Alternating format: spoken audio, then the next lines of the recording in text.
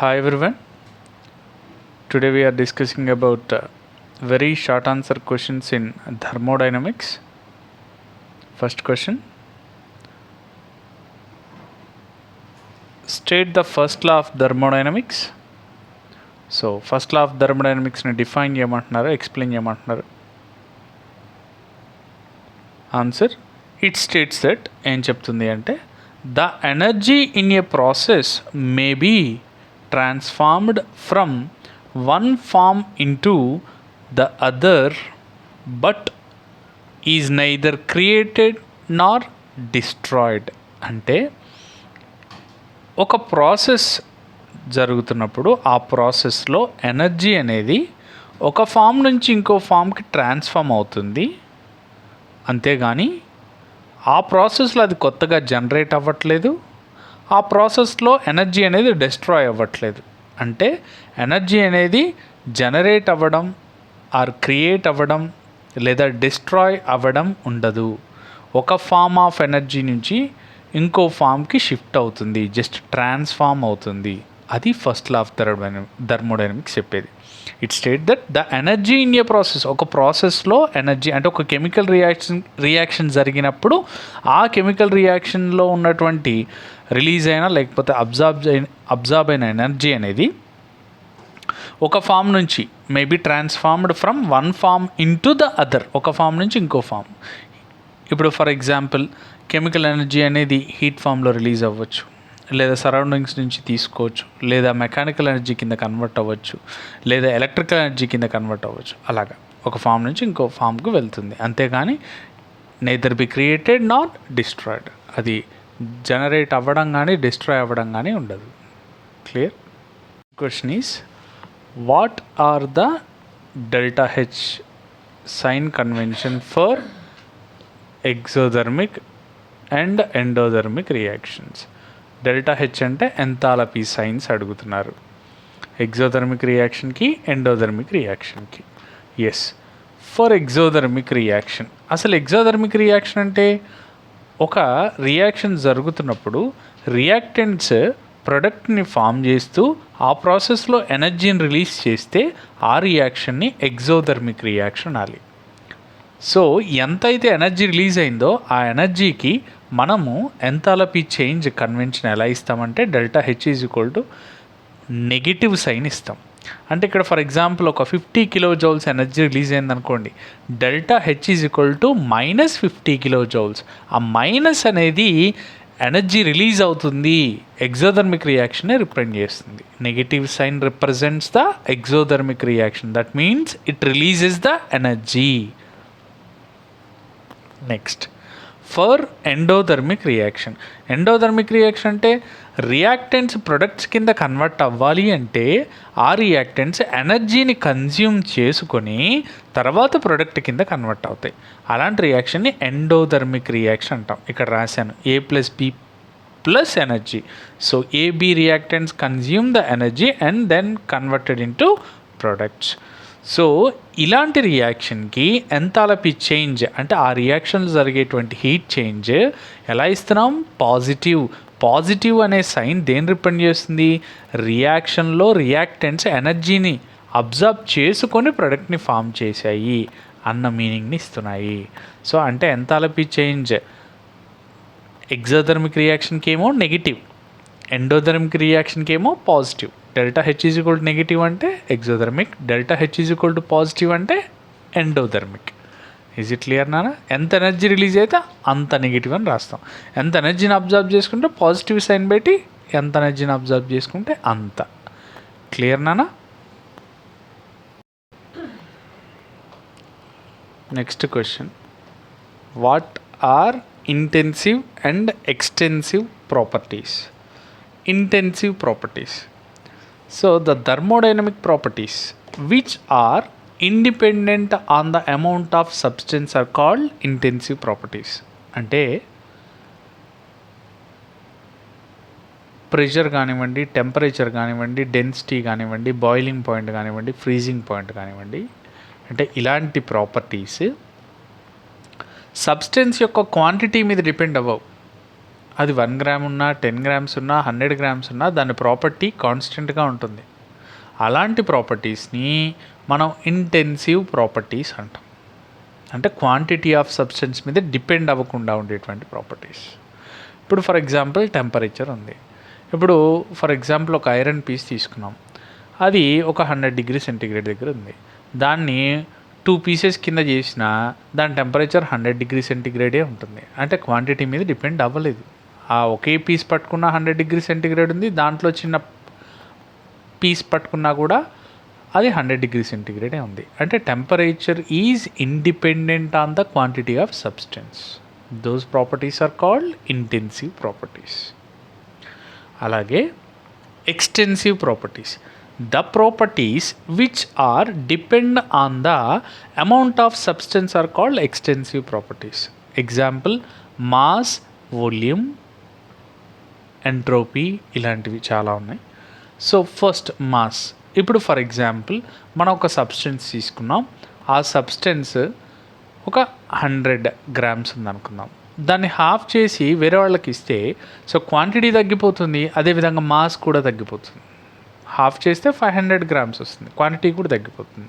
సింపుల్గా చెప్పాలంటే మీరు ఒక చాక్లెట్ తీసుకున్నారు, ఒక 50 గ్రామ్స్ ఉంది, సో అప్పుడు ఈ సైజులో ఉందనుకుందాం చాక్లెట్. ఇది 50 గ్రామ్స్ ఉంది. ఇప్పుడు దీన్ని మీరు బ్రేక్ చేశారు 2 పార్ట్స్ కింద. సో ఇప్పుడు ఇది ఫర్ ఎగ్జాంపుల్ ఈక్వల్గా హాఫ్ చేస్తే ఇదొక 25, ఇదొక 25 గ్రామ్స్ మాస్కి క్వాంటిటీ తగ్గల, 50 గ్రామ్స్కి మాస్ ఎలా ఉంది, ఎక్కువ ఉంది. అంటే మాస్ అనే ప్రాపర్టీ క్వాంటిటీ మీద డిపెండ్ అయింది కదా. సో అలా డిపెండ్ అయ్యే ప్రాపర్టీస్ కొన్ని ఉన్నాయి. ఆ ప్రాపర్టీస్ని మనం ఏమంటామంటే ఎక్స్టెన్సివ్ ప్రాపర్టీస్ అంటాం. సింపుల్ గుర్తుపెట్టుకోవడం, మీరేం కన్ఫ్యూజ్ అవ్వద్దు. Intensive, independent. సో అది ఇండిపెండెంట్ అంటే ఇది డిపెండెంట్ అన్నట్టే కదా. సో కాబట్టి ఇంటెన్సివ్ అంటే the properties which are independent on the quantity of substance. Extensive అంటే the properties which are depend on the quantity of substance. Clear నానా? Next question, give the relationship between internal energy change and enthalpy change, delta U and delta H.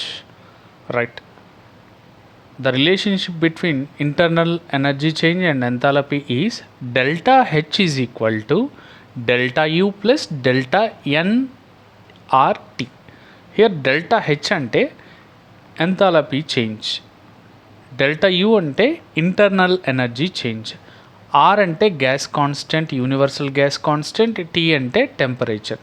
But delta N ante ఒక రియాక్షన్లో products ఉంటాయి, reactants ఉంటాయి. But మనం gaseous ప్రొడక్ట్స్ని, గ్యాషియస్ రియాక్టెంట్స్ని consider చేసి number of moles of gaseous products minus total number of moles of gaseous reactants. Number of moles of gaseous, నేను ఇక్కడ షార్ట్కట్లో రాశాను, gaseous products minus total number of moles of gaseous reactants. Gaseous reactants. Clear నానా? Next question, what is the relationship between Cp and Cv? So the relation between Cp and Cv is equal to ఎలా ఉంటుందంటే Cp minus Cv is equal to R. Cp అంటే heat capacity, molar heat capacity at constant pressure. Cv అంటే molar heat capacity at constant volume. 1 mole of సబ్స్టెన్స్కి 1 degree centigrade, అంటే ఒక substance తీసుకున్నాం 1 mole substance, దీని యొక్క టెంపరేచర్ని 1 డిగ్రీ సెంటిగ్రేడ్ రైస్ చేయాలి అంటే మనం ఎంత హీట్ ఇవ్వాలి ఎట్ కాన్స్టెంట్ ప్రెషర్ దగ్గర అంటే అది Cp. 1 మోల్ సబ్స్టెన్స్కి 1 డిగ్రీ సెంటిగ్రేడ్ రైస్ చేయాలి కాన్స్టెంట్ వాల్యూమ్ దగ్గర అన్నప్పుడు దాన్ని మనం ఏమంటాం, అప్పుడు మనం ఇచ్చే హీట్ని molar heat capacity at constant volume అంటాం. ఆ రెండింటి మధ్యలో రిలేషన్ చెప్తున్నాం. So Cp minus Cv is equal to ఏంటి చెప్పండి, R. సో Cp అంటే molar heat capacity at constant pressure, Cv అంటే molar heat capacity at constant volume, R అంటే universal gas constant. Cp minus Cv is equal to R. Next question, what are sign conventions of the work done on the system and work done by the system? అంటే ఒక system మీద work చేసినప్పుడు work sign ఏంటి, ఒకవేళ system surroundings మీద work చేసినప్పుడు sign ఏంటి. Right. System మీద మనం వర్క్ చేసాము లేదా సరౌండింగ్స్ వర్క్ చేసింది అనుకోండి, అంటే work done on the system, అప్పుడు W is equal to positive sign చూపించాలి. సిస్టమ్ మీద ఒక 10 కిలో జౌల్స్ వర్క్ జరిగిందనుకోండి, W is equal to plus 10 kilo joules అని రాస్తాం. వర్క్ డన్ బై ద సిస్టమే సరౌండింగ్స్ మీద వర్క్ చేసిందనుకోండి, ఒక 20 kilo joules work system surroundings మీద చేసిందనుకోండి, అప్పుడు work done by the system అంటాం. అప్పుడు డబ్ల్యూ ఈజ్ ఈక్వల్ టు -20 అని చూపించాలి. సిస్టమ్ మీద వర్క్ చేస్తే పాజిటివ్, సిస్టమే వర్క్ చేస్తే వర్క్ చేసింది అనుకోండి, అంటే work done by the system, that is negative. Is it clear నాన్న? ఆ ఎనర్జీ ఎంత అయితే ఉందో అది మనం పాజిటివ్ అయితేనేమో work done on the system, negative work done by the system. Clear నాన్న? Next question, explain the relationship between Gibbs energy change and equilibrium constant. Yes, Gibbs energy చేంజ్కి ఈక్విలిబ్రియం కాన్స్టెంట్కి మధ్యలో రిలేషన్ అడుగుతున్నారు.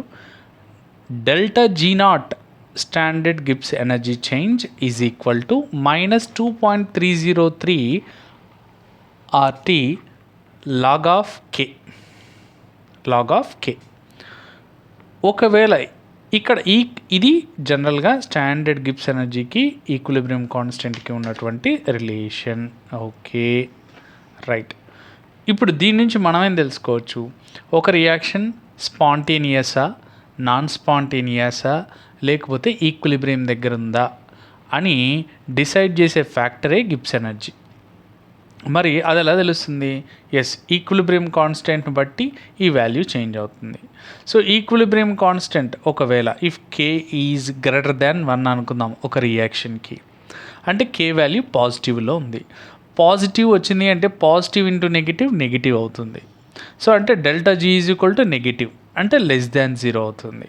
సో ఎప్పుడైతే delta G is equal to <0 or negative value ఉందో ఆ reaction spontaneous reaction. అంటే కే గ్రేటర్ దాన్ 1 అయినప్పుడు డెల్టా జీ ఈజ్ <0 అవుతుంది. Then obviously that reaction is spontaneous, అంటే ఆ రియాక్షన్ మనం జరిపించాల్సిన అవసరం లేదు, దానంతరకు అదే జరుగుతుంది. The reaction occurs on its own.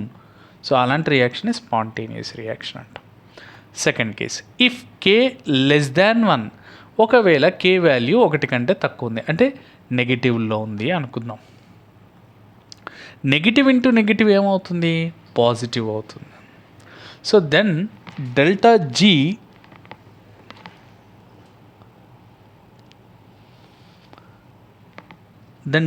G greater than 0 అవుతుంది. సో అప్పుడు ఏమవుతుంది? అది నాన్ స్పాంటేనియస్ రియాక్షన్ అవుతుంది.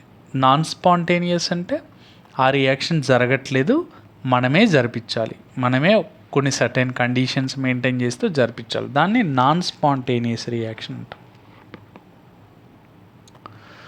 If K is equal to 1 అయిందనుకోండి, then delta G is equal to ఏమవుతుంది? log 1 ఈజ్ ఈక్వల్ టు 0 కాబట్టి టోటల్ ఇదేమవుతుంది చెప్పండి? 0 అవుతుంది. Delta G is equal to 0 అంటే ఆ రియాక్షన్ ఈక్విలిబ్రియం దగ్గర ఉంది, అంటే ఫార్వర్డ్ అండ్ బ్యాక్వర్డ్ రియాక్షన్స్ రెండు జరుగుతున్నాయి అని.